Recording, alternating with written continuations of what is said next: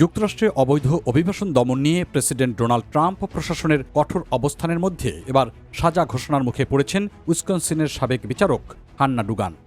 তার বিরুদ্ধে অভিযোগ, আদালতে হাজির হওয়া এক মেক্সিকান অভিবাসীকে ফেডারেল ইমিগ্রেশন কর্মকর্তাদের হাত থেকে এড়িয়ে যেতে সহযোগিতা করেছিলেন তিনি।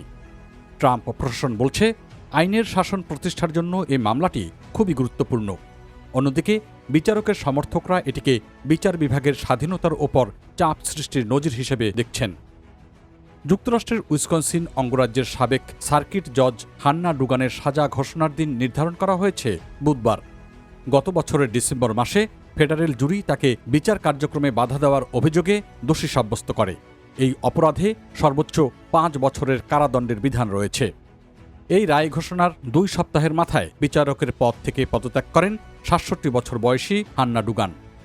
রিপাবলিকান আইন প্রণেতারা তার বিরুদ্ধে অভিশংসন বা ইমপিচমেন্টের উদ্যোগ নেওয়ার দিয়েছিলেন। তিনি প্রায় 9 বছর বিচারকের দায়িত্ব পালন করেন। অন্যদিকে হান্না ডুগানের আইনজীবীরা আদালতে যুক্তি দিয়েছেন যে তাকে রাজনৈতিক উদ্দেশ্যে লক্ষ্যবস্তু করা হয়েছে। তাদের ভাষ্য, অভিবাসন বিষয়ক ট্রাম্প প্রশাসনের নীতির বিরোধিতা করা বিচারকদের জন্য একটি বার্তা দিতেই এই মামলা করা হয়েছে।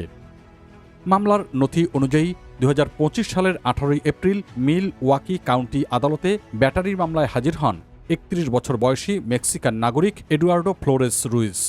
তার বিরুদ্ধে অভিযোগ ছিল তিনি যুক্তরাষ্ট্রে পুনরায় অবৈধভাবে প্রবেশ করেছেন। সেদিন ফেডারেল ইমিগ্রেশন কর্মকর্তারা আদালতে উপস্থিত হয়ে তাকে আটক করতে যান।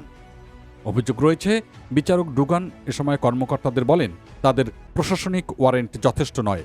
পরে তিনি অভিযুক্ত ও তার আইনজীবীকে আদালতের একটি ব্যক্তিগত দরজা দিয়ে বেরিয়ে যেতে সহায়তা করেন।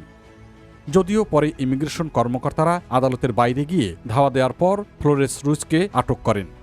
এ ঘটনার 1 সপ্তাহ পর আদালত ভবন থেকেই বিচারক ডুগানকে গ্রেপ্তার করেছে FBI। হাতকড়া পরিয়ে তাকে আদালত ভবনের বাইরে নিয়ে যাওয়ার ছবি সে সময় যুক্তরাষ্ট্র জুড়ে ব্যাপক আলোচনার জন্ম দিয়েছে। প্রসিকিউটরদের দাবি, একজন বিচারক হিসাবে ডুগান তার সাংবিধানিক দায়িত্ব লঙ্ঘন করেছেন। অন্যদিকে প্রতিরক্ষা আইনজীবীরা আদালতকে জানিয়েছেন, বিচারক এরই মধ্যে চাকরি হারিয়ে জনসম্মুখে অপমানিত হয়েছেন এবং নিরাপত্তার হুমকির মুখে রয়েছেন। তাই কারাদণ্ডের পরিবর্তে তাকে মুক্তি দেওয়াই যথাযথ হবে বলে মনে করছেন তারা।